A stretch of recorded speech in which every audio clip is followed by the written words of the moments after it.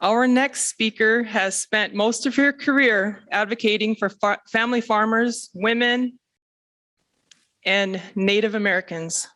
She has also served 2 terms as North Dakota Commissioner of Agriculture and was the first woman in U.S. history to be elected to this position. Single-handedly, Sarah's passion for saving the family farm brought upon a class action lawsuit to the federal government, bringing justice to rural America.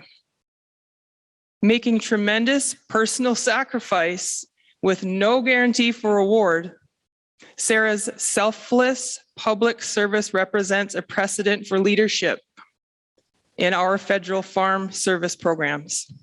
It is our sincere honor and privilege to welcome her to our stage, Ms. Sarah Vogel, the farmer's lawyer.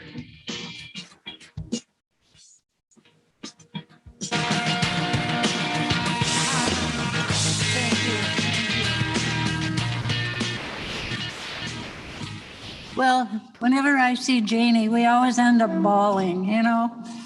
I have to do it. It's like, to me, just a dream come true to have somebody like Janie as the general counsel of USDA. I've sued USDA so many times.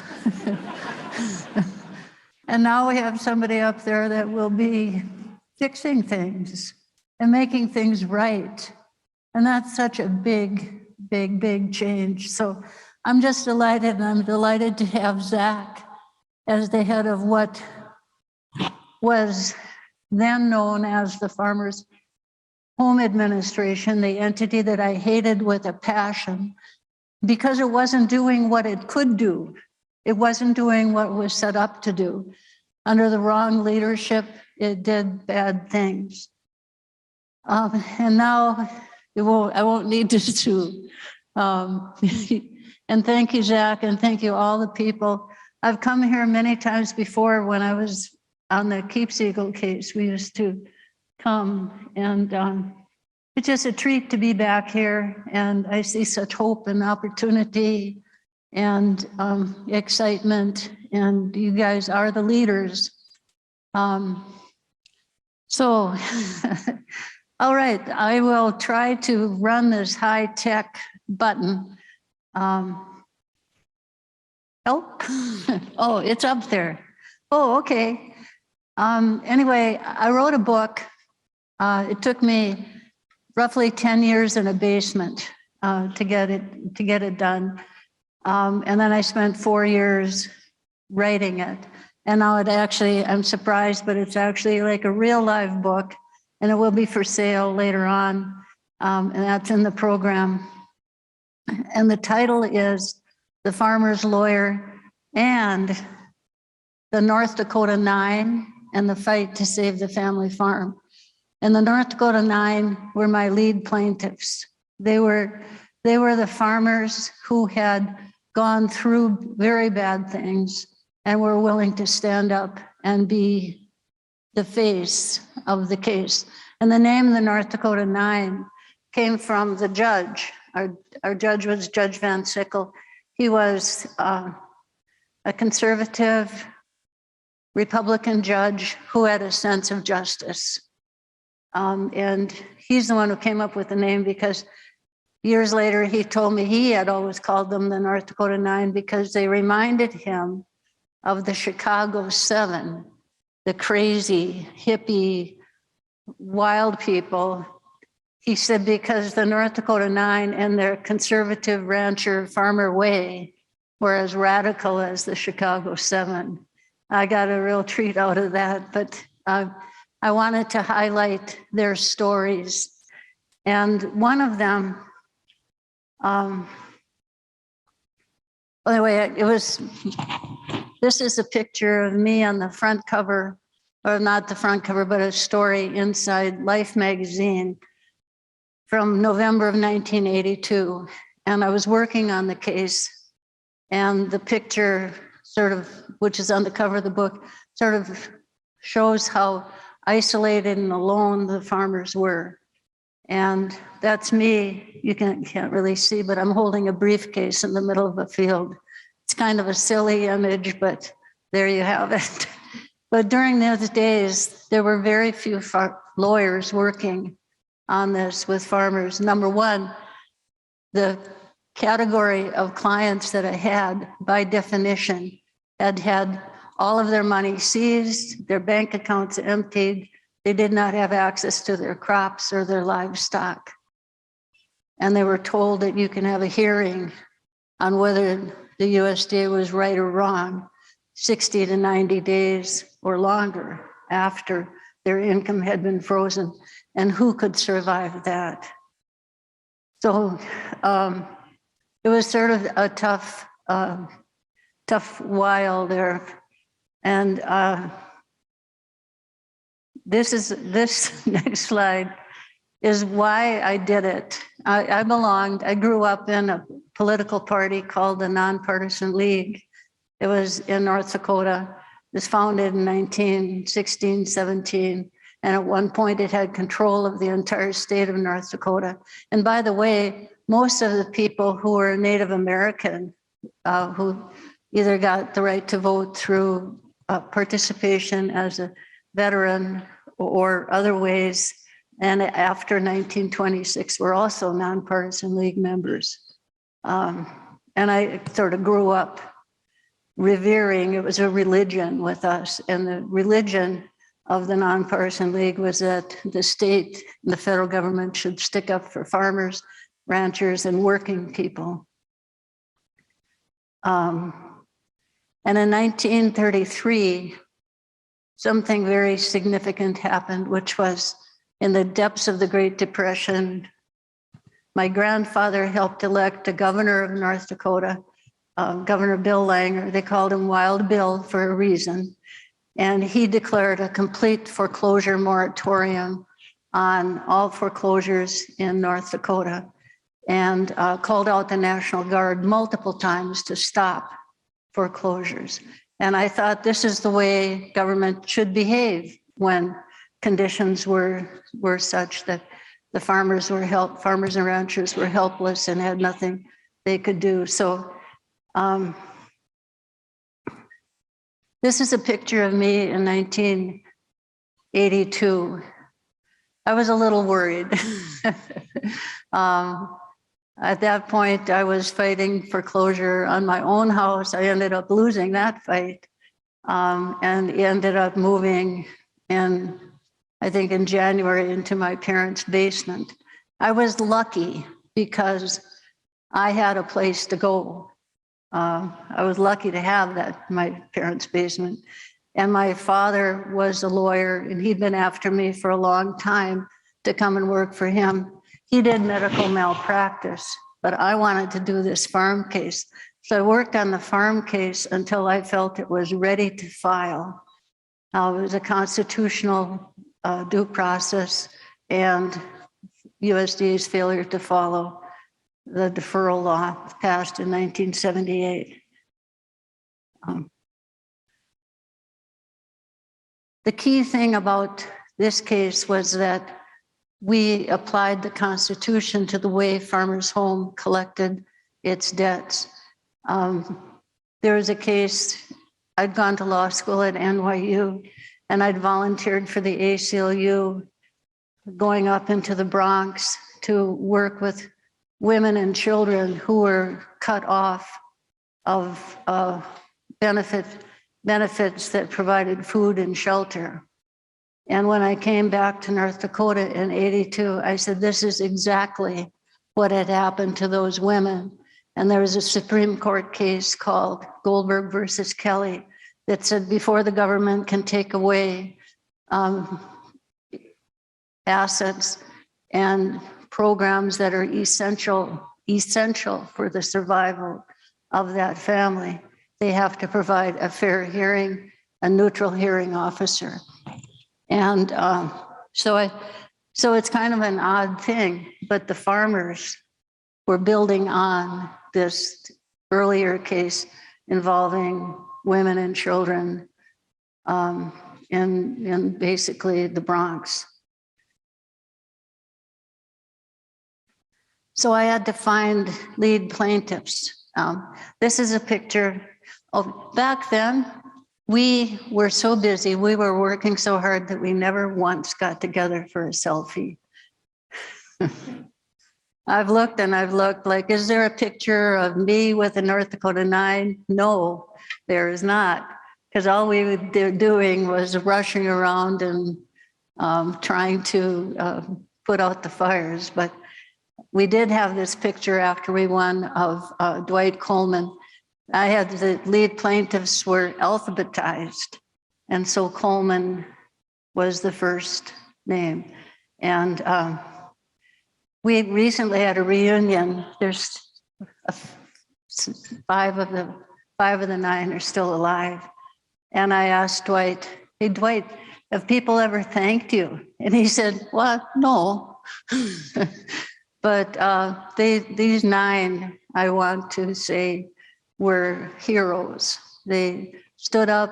They were willing to have their names used.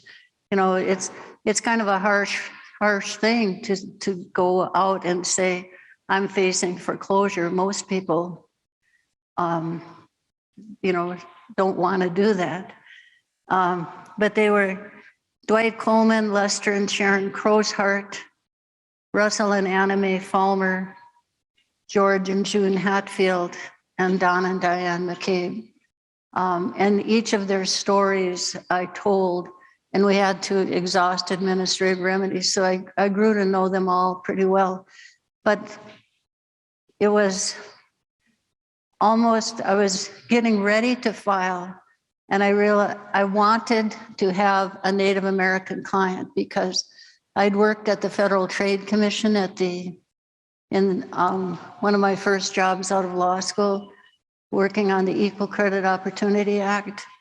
And I knew that USDA discriminated. And they discriminate against women and Black people. And although I didn't come across Native Americans at the time, I knew that they would be discriminating against Native Americans. So I wanted, by the way, back then, one of the things that really burned me up about USDA was their application form. It said farmer at the line for the, and then it said wife for the signatures, which really, really upset me a lot. And they wouldn't fix it for the longest time. Anyway, I really had this thing about the Farmers Home Administration. But I didn't have a Native American client yet, and I knew they would have been the worst treated of all of the people in North Dakota. And I'd like to read just a little bit. I think I have time. Okay. Chapter 15, if we eat, you shall eat. And this will echo with Carrie. Lewis and Clark and their company spent the summer of 1804-5 with the Mandan tribe and their neighbors, the Hidatsa and Arikara, on the banks of the Missouri River, 40 miles north of present-day Bismarck. Upon their arrival, the Mandan greeted the explorers with gifts of corn and vegetables. Sheheki, White Coyote, famously welcomed them with the promise, if we eat, you shall eat. During the long, harsh winter that followed, the expedition purchased and traded for corn, beans, squash, sunflower seed, meal, and other produce for their survival. In keeping with the commercial purposes of their trip, they also selected seeds to send back to President Jefferson, who planted them in his gardens at Monticello, noting their progress and their characteristics in his journals. Of the Mandan, Lewis and Clark wrote, "These are the most friendly, well-disposed Indians inhabiting the Missouri. They are brave, humane, and hospitable. They live in fortified villages, hunt immediately in their neighborhood, and cultivate corn, beans, squashes, and tobacco, which form articles of trade." And I I'm skipping a paragraph or so. These agriculture tribes were able to produce a bountiful harvest in an area that gets as cold as minus 44 degrees Fahrenheit in winter and 116 Fahrenheit in summer, with an average yearly rainfall of no more than 16 inches. So I found Lester and Sharon by, I don't know, just happened. I mean, it wasn't just happenstance. I sent out word that I was looking for a Native American client. And when Lester Crowsheart called, he told me what had happened to him. And as I had suspected, it was worse. Not only did they try to starve him off and cut off his loans and refused to let him, he had leases, they wouldn't let him pay the leases, he lost the leases, and they kept pressuring him to sell out. But he would not lose the land. So when he and Sharon and I started to work together, he'd basically lost everything but the land. And he said, never, ever would he lose the land. And then he told me more of what had happened to him. And when they'd taken everything that he had, and he was maybe what, a 200 generation farmer, at least. He started just to feed his family. He had three or four young children. He started to work for other ranchers. And many of those ranchers also had loans from the Farmers Home Administration, because nasty as Farmers Home was, the lenders, typical lenders, farm credit banks and so forth, wouldn't lend at all.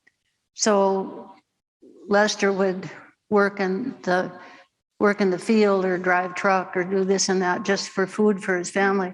And USDA took his paychecks from the two-party checks, took them. And I said, no, that can't happen. That's supposed to be a wage garnishment. You can't do that. And he said, well, they did. And that was the way it was. And that was done under the auspices of a guy. And I still hold grudges after all of these years, if you can imagine. There was a guy by the name of Odell Otmar. And Odell Otmar's title was Chief Farmer Programs. And he meant it sarcastically. And he was like just meaner than a snake. So he was a defendant in this case. But so I was so happy to have Lester and Sharon be named plaintiffs in this case. And I learned a lot about how people had been treated. Now I'm going to roll along. The case was brought in 1983, and we got a statewide class action injunction for 8,400 farmers in North Dakota. And this was the only case in the nation at the time who was providing where the government could not freeze the income and shut the farmer down, starve them out. We had stopped the starve out and required neutral hearing officers. But all over the rest of the country, people were either losing cases for deferral or the case didn't even bring up these due process issues. So I was getting calls all the time. My phone number was out there, and I would get calls in weekends, nights. My phone bills were running $500-600 a month, which would be a lot in today's dollars. And one time in the middle of the night, I got a call from a guy with a very thick Southern accent. And he said, I'm from Mississippi, and I heard about your case in North Dakota, and we really need help down here in Mississippi. And can you help us? And I said, could you call me tomorrow at the office? It was like 2 a.m. And the guy said, I don't know if I can make it that long. So I have no idea if he was white or black, a Mississippi accent, but the next day I had changed my mind. I had made up my mind that we would turn it into a national class action. And we filed it, and this, so this book is kind of about the drama and the ups and the downs, and the process of getting the national class action. And so we stopped. USDA said there were 16,000 foreclosures in court at the time, and they all stopped. I mean, not that everybody's lives got better right away, but they stopped the foreclosures so people who wanted to hang on to their land could do so.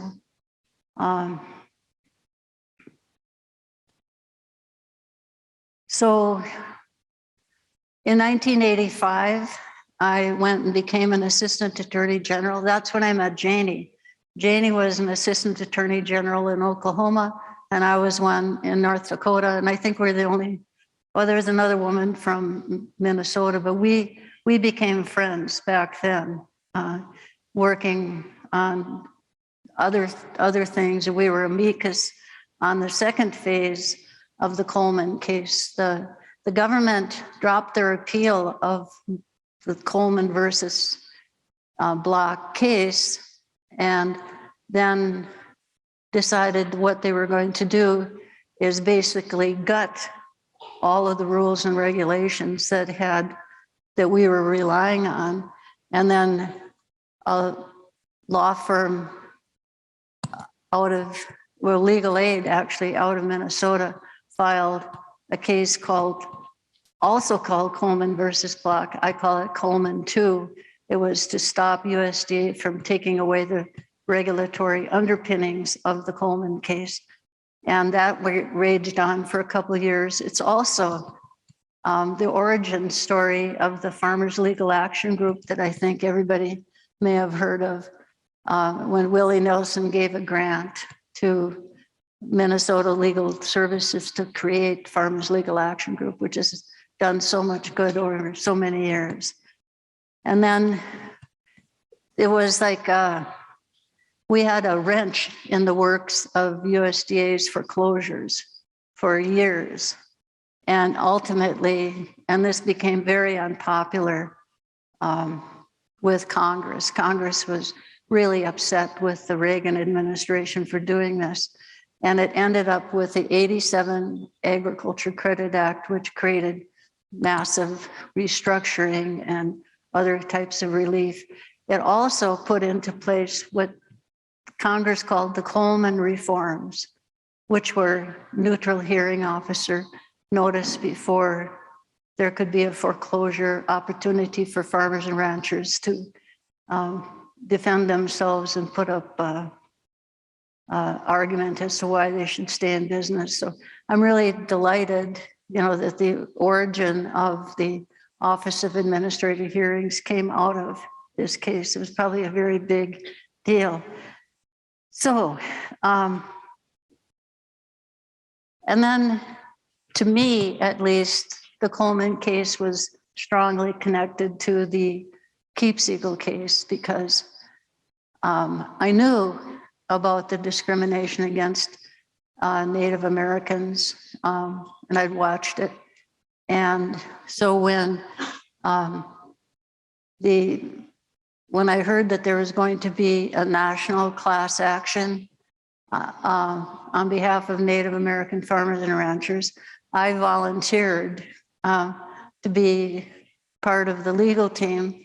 And I thought, well, maybe it'll take a year, maybe it'll take 2 years, maybe a little longer. I had no idea it would last 19 years and 9 months, but it did. And this was a photo, Marilyn Keepsiegel, Clarissa Mandan, who's now on the board of the Native American Agriculture Fund, and Porter Holder, who is also on the board of the Native American Agriculture Fund. And they and others were lead plaintiffs in that case. And so the Keepsiegel case was pretty amazing. And I can't say it was fun to work on all the time, but it was very rewarding. And it flowed, for me at least, it flowed from listening to Lester Crowsheart and Sharon Crowsheart tell me about what had happened to them at Fort Berthold. So I was also part of the Council for Native American Farmers and Ranchers, where I met many other people who are here in this room, I think, over the years. That was fun. But I think that with Janie and Zach now at USDA, Zach, by the way, I remember Zach coming to the Council for Native American Farmers and Ranchers in prior administrations and basically saying, this is how you ought to do it. And now Zach is in a position to say, this is how we're gonna do it. And that is great. So I think everybody might be familiar with the Keepsiegel case. And I just wanted to say that for me, it grew out of the 80s. And it grew out of what I had learned in the 80s. So in closing, I don't know if there'll be time for questions, but I would like to sort of highlight 2 laws that I think are very important to remember and to keep track of. And the first is the Equal Credit Opportunity Act. It's a beautiful law, and it forbids discrimination in any aspect of a credit transaction, business, consumer. It even covers co-ops of Native Americans or women or whatever.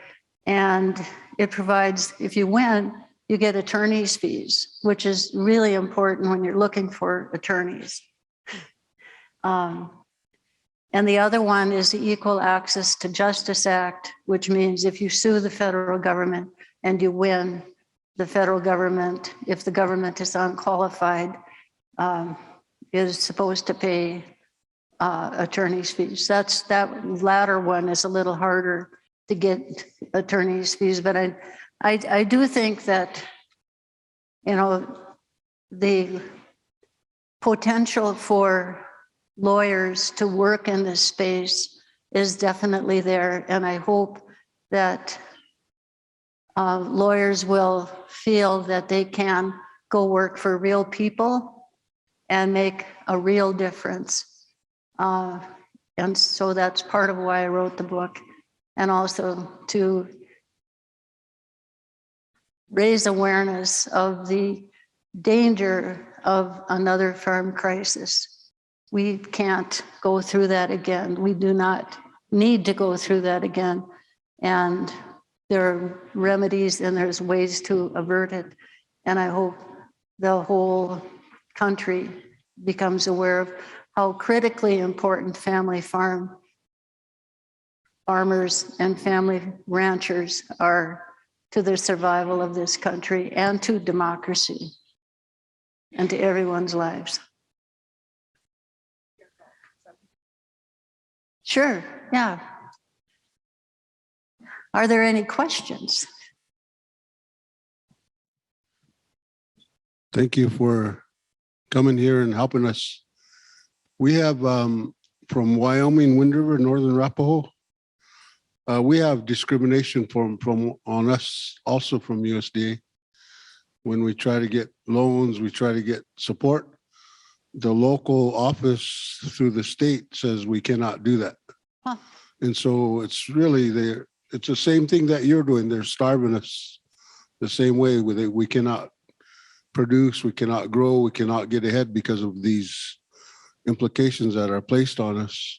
So how do you have a regional office to help us, or how do we get to us in Wyoming on the Wind River Reservation? How do we get that support?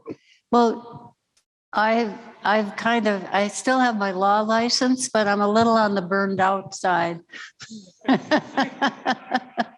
And I don't have a law firm or a secretary or anything like that, but you will find lawyers in Wyoming.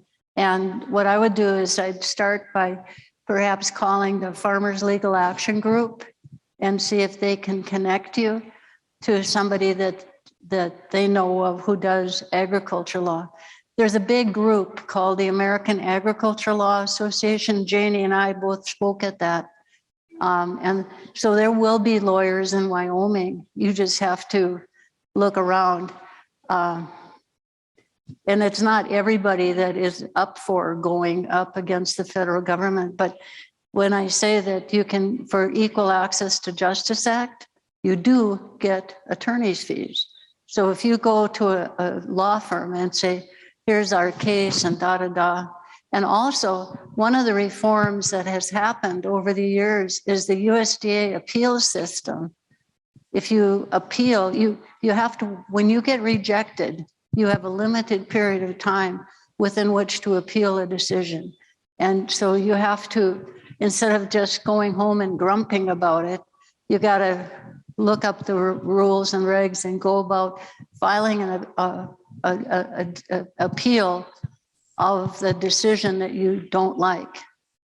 And then you can go forward. And if you win, you will get attorney's fees. It took 3 Court of Appeals decisions and like 15 years for USDA to acknowledge that they do have to pay attorney's fees in those cases, but they do. So, and now you have a really good general counsel who's not going to, they're going to want to clean it up, not let it fester. So I think this is a really good opportunity. So it requires attention and perseverance, but there are remedies. But you do need a lawyer who is admitted in the federal courts in Wyoming to do it. If you get to that point, you don't even need to have a lawyer to do one of these appeals, although I always think it's a good idea to have one. Thank you and good luck. Okay. Got one more.